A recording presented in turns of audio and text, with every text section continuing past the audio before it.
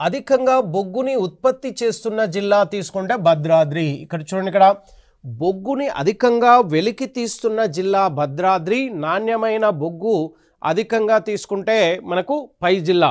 Right. బొగ్గుని అధికంగా thermal విద్యుత్ ఉపయోగాల రంగానికి తీసుకుంటే బొగ్గు నుంచి థర్మల్ విద్యుత్ని అత్యధికంగా ఉత్పత్తి చేస్తున్నారు.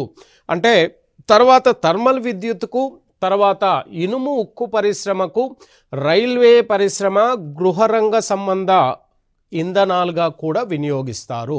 అంటే మనకు బొగ్గుని విద్యుత్ ఉత్పత్తి, ఇనుము ఉక్కు పరిశ్రమ మరియు రైల్వే పరిశ్రమ, గృహరంగ పరిశ్రమలో కూడా విరివిగా బొగ్గుని వినియోగిస్తున్నారు.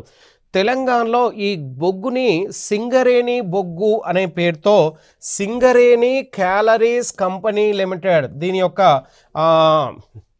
ప్రధాన కార్యాలయం కొత్తగూడెంలో ఉంది.